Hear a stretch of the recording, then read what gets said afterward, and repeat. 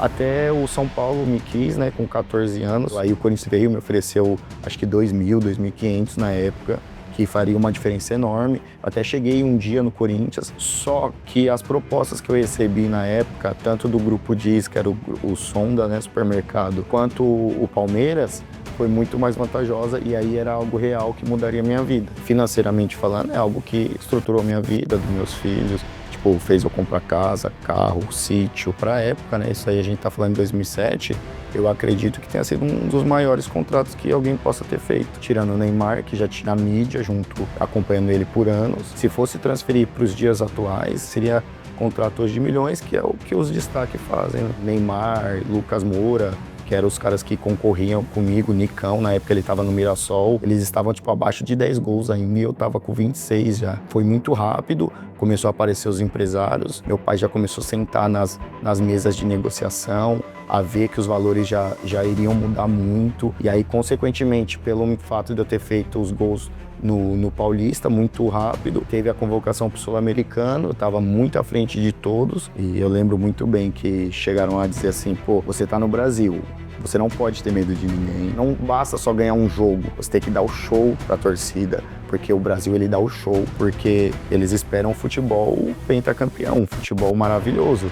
Então você tem que mostrar que você é capaz de executar esse futebol. E a primeira reunião eles já te mostram que tipo assim, não, você chegou aqui por méritos, parabéns, só que agora você tem que elevar o nível para você continuar aqui ou para a gente conquistar o que tem para conquistar. E se não conquistar, infelizmente você não volta, dificilmente você voltará. Tinha tudo essa geração para conseguir uma Copa para o Brasil facilmente, com os destaques que eu vi ao decorrer da minha carreira e vi os jogadores da linha ação, facilmente eu apontaria que minha geração ia ganhar uma Copa do Mundo.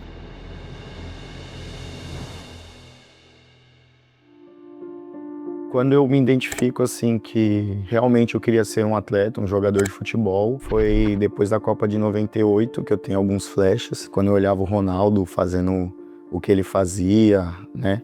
E ouvia o Galvão Bueno, vai pra cima deles, Ronaldo, vai pra cima deles, Ronaldo. Acho que aquilo dali me marcou muito na Copa de 98, mesmo eu tendo apenas 6 anos, eu lembro de muita coisa. E você, desde pequeno, sempre foi um destaque ali entre a galera da sua idade, os garotos que conviviam com você? Então, como eu comecei muito cedo no futebol, com 5 anos eu já estava na Portuguesa treinando com os meninos, né? Na época tinha sub-5, sub-6. Eu sempre tive um lado atlético, vamos assim dizer. E naturalmente, na minha rua, sempre me destaquei muito por conta de já treinar. Então eu jogava muito futebol na rua e já me destacava, né? Na Portuguesa também, já comecei a mostrar que eu tinha potencial desde cedo. Eu era franzino, tipo, tinha uma habilidade, tinha velocidade, muita velocidade, fazia muitos gols, então sempre me destaquei por conta disso, né? Meu pai sempre me apoiou, sempre me ajudou. Não só meu pai, meu avô, minha avó, que a gente morava com eles, né? Eles me apoiaram muito. Meu avô vendia cocada na rua, às vezes para me dar o dinheiro do ônibus. Meu pai também fazia de tudo para que eu pudesse ir aos treinos, né? E com quantos anos, mais ou menos, o futebol começou a te dar qualquer retorno, assim, na Portuguesa que você tava lá, assim, sabe? De você, pelo menos, não ter que ficar tirando dinheiro pra pagar uma passagem. Demorou isso acontecer? Ah, demorou. Primeiro salário que eu recebi real foi com 14 para 15 anos, que foi R$ 100, né, na Portuguesa. Porém, também o futebol me deu algumas coisas antes desse tempo que entra por esse lado financeiro também. Por exemplo, eu ganhei uma bolsa no colégio super renomado, que é o Carlos Drummond de Andrade, né, que é um colégio que fica no Tatuapé e que tinha uma mensalidade bem acima do que eu vivia a minha realidade, então já foi uma forma de ser retribuído através do futebol, através do meu desempenho ali no futebol e do dom que Deus me deu. Eu cheguei no colégio, teve um campeonato chamado Copa Danone, né, que era Danap antigamente, passou a ser o nome Danone. Era um campeonato mais exaltado assim pelos colégios, né, que disputavam. Primeira temporada no colégio, eu consegui ser artilheiro desse campeonato. Quando você é criança e tá sonhando em jogar bola, você não tem muito aquela noção que a gente tem hoje como adulto, tipo assim, ah, se o cara não me pagar pra trabalhar aqui, eu não vou, né? Como foi essa transição, sabe? Pô, eu tô jogando aqui por amor, por prazer, e agora eu recebo por isso. O que que isso mudou em você? E o que que você fez com esse dinheiro, se é que você fez alguma coisa especial com ele? Ah, mudou, foi bem bacana, né? Essa época que o jogador passa a receber é uma época, mano, muito satisfatória, muito legal de ser vivida, né? Pô, eu daria minha vida pra fazer isso, aí do nada, pô, eu recebi R$ 100. Joe, vai lá na sala tal, receber no financeiro, né, na portuguesa. Cheguei lá, duas notas de 50. Aí eu falei, putz, que da hora, mano. Agora, tipo, recebi meu primeiro salário, subi 15. Pô, o que eu faço agora com isso? Como que eu vou fazer com isso? Eu pensei, pô, legal, sempre quis ter um tênis daqueles 12 mola, vou lá na 25 e vou comprar um. Aí eu fui, basicamente gastei o meu salário, que era, eu acho que era 80, R$ 90, e com R$ 100 eu fiz isso. Foi a primeira coisa que eu fiz. Eu acho que foi eu, na época, o Gustavo, que é o goleiro que joga na Várzea também, o Gustavo Luiz, né? Ele era do meu time na Portuguesa. Foi eu, ele, foi mais alguns amigos. E, tipo assim, a sensação é única, né? Porque você fala, caramba, comprei isso com o meu próprio dinheiro, né? E isso é maravilhoso. Você já estava há 8 anos na Portuguesa? Já tava para 10 anos. 10 Eu comecei com 5 anos, já fui receber do 14 para 15, então quase 10 anos de portuguesa para realmente receber R$ 100 ali. 10 anos de trampo. Não é fácil, não. Dessa fase até as coisas começarem a melhorar, de você, por exemplo, ter sido convocado para a seleção brasileira, quantos anos demorou? Do sub-15, quando eu começo a receber esse salário de R$ 100, coisa de 2 meses, subiram para R$ 300, porque eu tinha dificuldade de ir pro treino, porque meu pai, na época, estava com a situação financeira mal. O treinador conversou com os diretores, como eu sempre fui um atleta que tive destaque lá, eles aumentaram para R$ 300. A partir desses 2 meses, que aumentou para R$ 300, aí a coisa andou rápido, porque aí começa o Paulista. E quando começou o Paulista, eu fiz muito gol em um curto espaço de tempo. E eu cheguei aos 26 gols e eu tava na segunda fase do Campeonato Paulista ainda e já tinha 26 gols. Tipo assim, Neymar, Lucas Moura, que eram os caras que concorriam comigo, Nicão, na época ele tava no Mirassol, que jogou no Atlético Paranaense. Eles estavam, tipo, abaixo de 10 gols ainda e eu tava com 26 já. Foi muito rápido, começou a aparecer os empresários, começou a aparecer outros clubes também me querendo, que já tinham me feito proposta, eu recusado em algum momento, mas aí já começou a ser sério mesmo. Meu pai já começou a sentar nas mesas de negociação, a ver que os valores já iriam mudar muito. Caras nomeados, tipo Juan Figuer, Wagner Ribeiro, o Grupo Sonda na época já começou a chamar meu pai para reuniões, os clubes já chamavam meu pai para ir lá ver, pô, vem aqui ver nossa estrutura, vem aqui, João, ver se tá bom pro Jonathan aqui. E aí, consequentemente, pelo fato de eu ter feito os gols no Paulista muito rápido, teve a convocação pro Sul-Americano, eu tava muito à frente de todos. Minha primeira convocação já foi para uma competição oficial com a seleção brasileira. Nessa fase você conseguiu tudo isso sem empresário nenhum, era teu pai que cuidava da tua carreira. Sem empresário nenhum. O meu treinador na Portuguesa conseguiu um cara para me ajudar na passagem, né? Ele me ajudava ali pagando a passagem, mas, tipo assim, ele não era meu empresário, não tinha nada assinado com ninguém, não tinha vínculo nenhum. Ele me ajudou tudo e, sem empresário, eu consegui ser convocado, consegui fazer a campanha do título jogando boa parte dela também dentro de campo. Foi onde eu fui campeão sul-americano e quando eu volto, né, do Campeonato Sul-Americano, foi aonde a gente realmente, de fato, teve que sentar com todos os empresários e negociar, e aí ter uma conversa mais real do que era o futebol mesmo. Nessa fase você estava fazendo muito gol, que você disse que chegou a recusar algumas propostas. Que tipo de propostas eram essas, você lembra? Assim, desde quando eu comecei a jogar, muitos clubes se interessaram por mim, mas a Portuguesa era um clube que tinha muito destaque. Tinha profissional, era um clube de Série A, era um clube bem localizado, então às vezes não valia a pena eu fazer um movimento de sair para outro clube. Até o São Paulo me quis, né, com 14 anos, o São Paulo me levou, só que aí eu fiquei lá fazendo os treinos, tudo em Cotia, e aí o São Paulo pagava um carro para me levar da escola, no Tatuapé até Cotia, e me deixar de volta na Armênia. Só que aí, até eu voltar para casa da Armênia, eu demorava muito. Chegava em casa meia-noite para sair 5h30 da manhã para ir pro colégio de novo. Aí acabou, tipo, meio que ficando inviável. E aí eu peguei e recusei. Falei, não quero ir pro São Paulo mais, vou ficar na Portuguesa. Liga pro meu treinador, eu vou voltar. E voltei. Só que isso daí foi questão de 6 meses, 5 meses. O Corinthians veio também e me ofereceu. Aí o Corinthians veio, me ofereceu acho que 2.000, 2.500 na época, que faria uma diferença enorme. Até cheguei um dia no Corinthians, só que aí cheguei lá, fui. Assim, não me identifiquei muito bem com o clube naquele momento, né? E Aí eu falei, pai, não vou querer não, vou querer ficar lá na Portuguesa mesmo. E aí meu pai ligou pro meu treinador e falou, ó, o Jonathan não quer ir pra lugar nenhum, ele quer ficar com você, mesmo que o time seja remontado.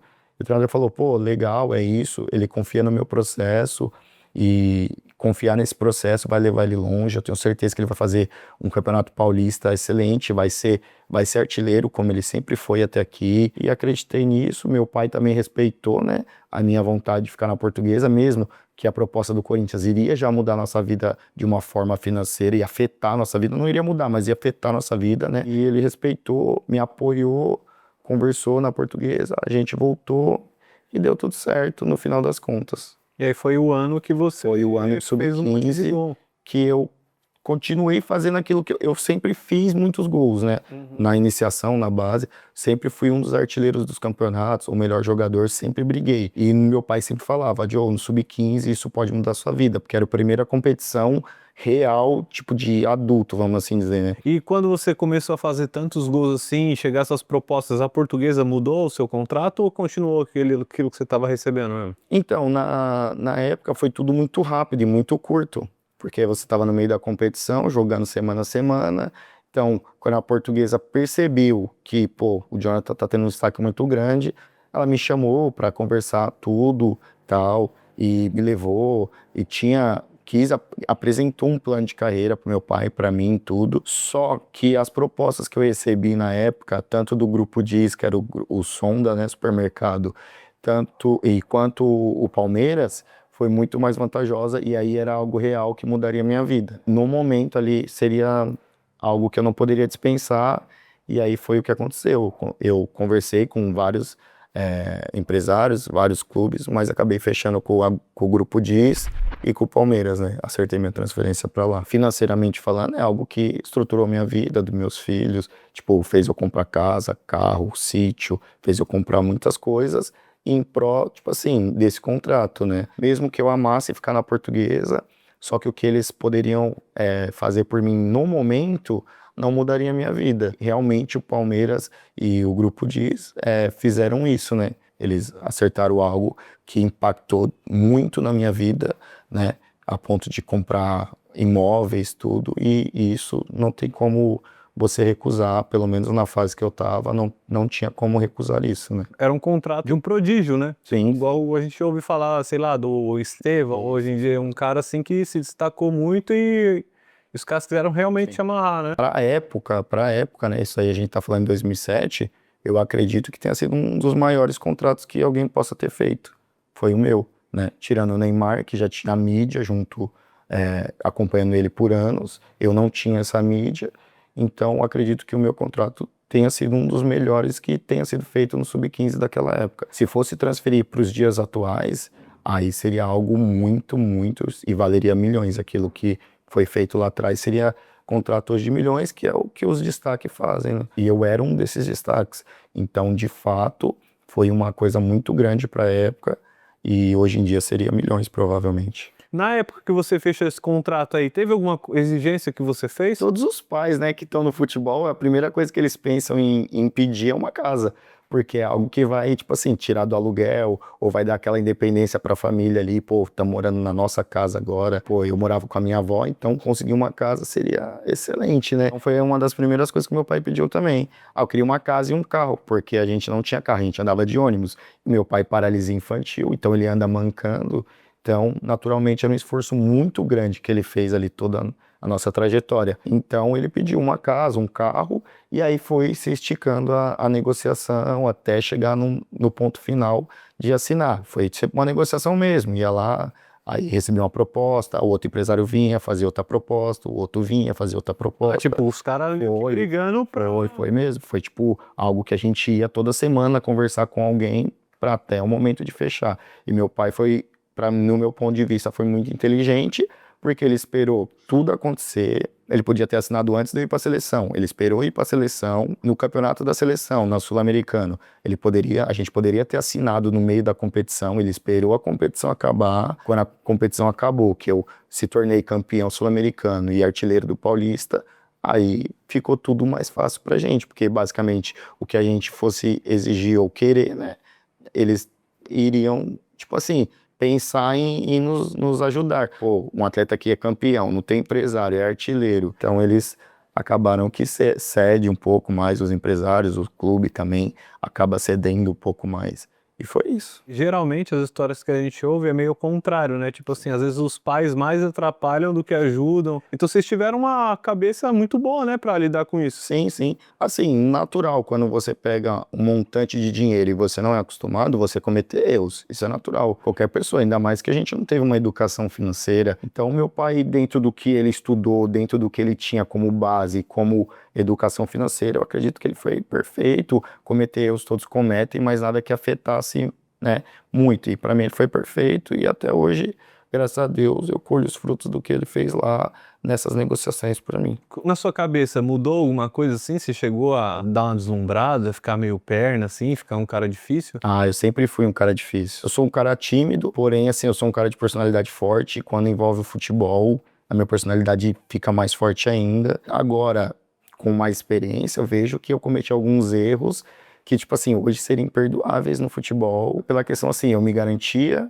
e aí chegava lá no jogo, você fazia, fora, você já queria mandar no time, queria fazer acontecer. Como eu trabalho com futebol, com criança, eu aconselho hoje em dia as crianças eles serem humildes e saberem ouvir, né, em todo o tempo, porque acredito que isso tenha me prejudicado muito, mesmo eu me destacando, tendo destaque, continuar tendo destaque, mas poderia ter sido, vamos se dizer, mais respeitado, ter sido um cara mais acolhido, e isso daí é um conselho que eu dou para as crianças de hoje em dia. Eu tive o pé no chão por um tempo, mas as coisas vão acontecendo também, você acaba, né, cometendo erros, mas esse pé no chão é necessário para você trilhar o caminho do futebol. Você lembra de alguma história específica em relação a isso, assim, que você meio que deu uma arrependida depois que você ficou maduro, né? Que você olha pra trás e fala assim, puta, mano, isso daqui é... Lembro. Teve algo que aconteceu no Palmeiras que foi surreal, que o menino tava voltando de lesão, de cirurgia de ligamento cruzado, e no treino, no calor do treino, eu fiquei, vamos, vai. Tipo, cobrando, que era uma cobrança que eu tinha, naturalmente, quem jogou comigo sabe que eu exigia de todo mundo o máximo, e o menino tinha acabado de voltar de lesão, e é uma lesão gravíssima. E aí eu cobrando, ele falou, pô, Joe, acabei de voltar de lesão, não sei o que, dá uma segurada. Aí eu, pô, dá uma segurada nada, se fosse eu voltaria igual. E isso eu me arrependo amargamente, é algo que eu tenho vergonha de falar e, tipo, pô, me arrependo muito. E um dia se eu encontrasse ele, ou encontrar ele, era algo que eu pediria desculpa, porque depois eu senti na pele, porque eu lesionei o ligamento cruzado e foi onde, tipo assim, minha carreira travou mesmo. É algo que, de fato, me pega até hoje.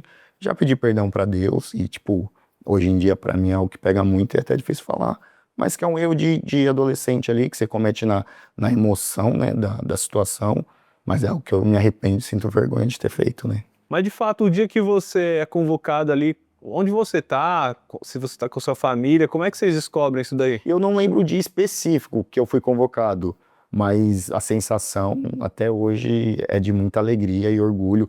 Eu lembro que meu pai, tipo, chorou muito, eu também chorei. Meu treinador ficou muito feliz também comigo. O momento eu digo que foi o mais especial da minha carreira, porque independente se foi seleção de base ou não, ou profissional, né, que seja, você ser convocado para uma seleção brasileira não é algo nada fácil de acontecer e você tem uma concorrência gigantesca ali, né? Olha que da hora. Qual que é a história desse papel aí? Você tirou ele da parede lá, ou você que imprimiu isso daí e guardou? Não, então, quando você é convocado, eles te dão uma pasta com a convocação, o hino, com a programação, com o que vai ser trabalhado, com o seu companheiro de quarto no hotel. Eles te dão toda uma programação ali completa, né? E eu guardei, acabei guardando por anos, e aí minha esposa, pô, você tem que deixar isso daí em um lugar melhor, você tem que ter orgulho disso, você não pode deixar aí jogado em qualquer gaveta. E aí foi onde eu falei, então vou pegar um quadrinho aqui, comprar e colocar, moldurar, né? E aqui tem nomes como Neymar, Felipe Coutinho, Wellington Nem, o Dudu, que era do Palmeiras. O Coutinho já estava, eu fui companheiro de quarto dele, foi meu primeiro quarto na seleção, foi o Coutinho. Assim, tipo, pô, foi uma troca bem bacana, porque era assim, era um cara mais experiente e um novato na seleção. Então eles pegaram o Coutinho, colocaram no meu quarto, né, eu e ele juntos. Foi bem legal também de conviver, super tranquilo, um cara super zen, super de boa na dele, quietão, humilde pra caramba. Ele já era um dos destaques desse time, Sim, né? sim, ele era o destaque desse time. E realmente era o destaque, porque era um absurdo o que ele jogava lá. Eu fiquei impactado quando eu vi, tipo, nos treinos. Eu falei, mano, agora é sério e é real. Não pode dar brecha mais, não pode dar uma piscada de olho aqui, senão você tá fora. E pra chegar nesse nível aqui vai ter que suar mesmo, porque como que você vai derrubar um cara desse? Tipo, como que um meia vai chegar lá e fazer o que ele fazia? Foi aí que eu comecei a admirar muito o futebol do Coutinho. Pra mim, se não o maior que eu joguei assim, melhor, né? Vamos se dizer tecnicamente, foi um dos top 2, 3 ali fácil, porque ele realmente era um absurdo jogando. E mesmo com essa moral toda que o Coutinho tava ali na época que você chegou você foi conviver com ele no quarto, ele, gente boa com você, não era um cara que deixou subir pra cabeça isso daí. Não, ali no ambiente que a gente tava, até por ser base, todo mundo tá no mesmo barco, vamos se dizer. E o futebol daquela época não é igual hoje. Não tinha tanta exposição na mídia, tirando o Neymar. Não tinha rede social, não tinha Instagram, não tinha TikTok. Se tivesse isso, talvez poderia ser que poderiam se tratar diferente, mas ali não. Ali era tipo assim, pô, fui convocado, você também, show, sou destaque do meu time, você também se destacou, vamos embora. E assim, humilde, super simples, o Coutinho, até também na época, é porque todo mundo vê hoje onde eles estão, onde eles chegaram. Só que na época ninguém sabia quem ia estar em tal lugar. Então, é natural que tenha, tipo, proximidade. O Neymar mesmo me tratava super bem, sempre me tratou super bem. Já cheguei a dividir o fone com ele no avião, tipo, pô, cara super simples, tipo, pô, vamos aqui dividir, ouvir um som, pô, vamos tirar uma foto aqui de nós dois, pô, vamos fazer isso. Tanto é que eu tenho fotos com ele, tem uma parte de coisa, porque tinha esse respeito, né? Quando você recebeu essa pasta aí que você disse, né, com as informações, você já recebeu tipo um agasalho da seleção, essas coisas, pra você poder chegar lá ou não? Sim, foi assim, a gente se apresenta no aeroporto a gente vai pro hotel, no caso eu fui pro hotel, né, com a seleção, no ônibus da seleção já. Quando chega no hotel, tem as bolsas com o nome de cada um, né, eu guardei a bolsa até hoje também, tem a bolsa com o nome ali de cada um, aí você pega a bolsa, já tem a pasta também, tudo junto, e aí você vai, se troca e vai pra sala de reunião, que é onde você tem a sua primeira reunião, né? Pelo menos assim foi comigo, né? Mostraram também a importância de você estar vestindo a camisa da seleção brasileira. E eu lembro muito bem que chegaram a dizer assim, pô, você tá no Brasil, você não pode ter medo de ninguém, você tem que ganhar, você não basta só ganhar um jogo, você tem que dar o show pra torcida, porque o Brasil ele dá o show, ele não só joga, o objetivo aqui é ser campeão de todos os torneios que vocês entrarem com essa camisa. E além de ser campeão, tem que de fato mostrar que você é Brasil. Porque eles esperam um futebol pentacampeão, um futebol maravilhoso. Então você tem que mostrar que você é capaz de executar esse futebol. E essa cobrança teve na hora já, né? O Brasil entra e entra para vencer, entra para dar show e tem que ser campeão. Caramba, na época era uma coisa Sim. mais sangue no olho a seleção, né, do pessoal que administrava ali. Nessa época, eu acredito que eles falavam, tipo assim, diretamente com os atletas a importância. Isso é bacana, porque você tá no mundo que você, pô, fui convocado, tô, mano, super bem, sou o cara, sou isso, sou aquilo.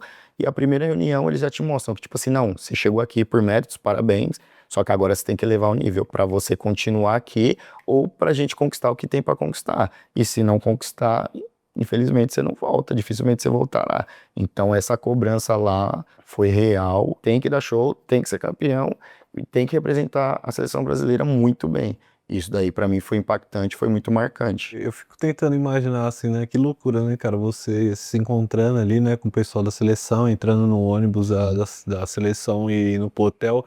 E, tipo, ali tava o Coutinho, tava o Neymar, tava um monte de cara mano, ficou conhecido aí, Dudu, né? E naquela época você não fazia ideia de quem eram os caras ou você conhecia eles por jogar assim? É, como a gente tem a mesma idade, né, a gente sempre jogou junto, principalmente aqui em São Paulo. Contra o Neymar eu sempre joguei, desde quando ele era da Grêmio-Metal, Portuguesa Santista, depois foi pro Santos. Então a gente sempre jogou junto, contra, né, na verdade. E aí também você tá lidando com caras que são os cobrão, são os pica do time deles. São caras que estão em altíssimo nível, são caras que têm um nome já forte, igual eu tinha aqui, né, tipo, como atacante aqui em São Paulo. Foi um momento ali que Eu fiquei no banco, aprendi isso também de ficar no banco lá e ter que entrar para contribuir e ajudar a equipe, jogar para a equipe. E lá eu pude sentir isso real ali na pele. E foi o que eu fiz. Entrava, dava meu melhor, entregava meu máximo.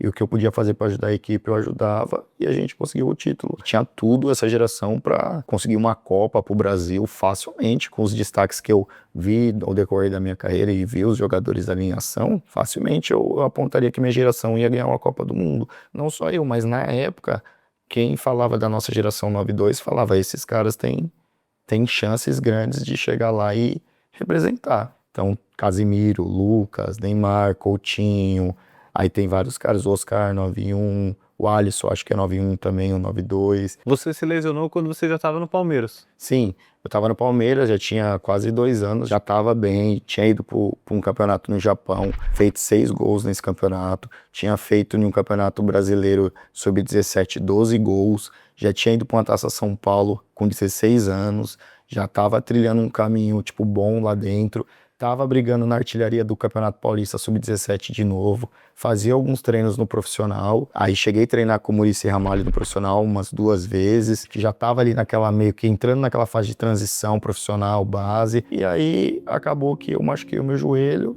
e infelizmente tive que parar por um período e tratar, né? É uma lesão que, tipo assim, acontece naturalmente pela rotação, né, do joelho, e eu fui chapar uma bola aqui virando o joelho, e aí quando eu pisei, ela rompeu o ligamento, né? E aí, quanto tempo você ficou machucado? Eu fiquei 7 para 8 meses machucado, né? Quando todo mundo me liberou, eu voltei. Só que quando eu voltei, eu treinei 20 minutos e lesionei de novo no treino. Então, tipo assim, foi bem difícil. Não tem uma explicação? Não tem, é enxerto, né? Então meu corpo pode ter não absorvido muito bem o enxerto.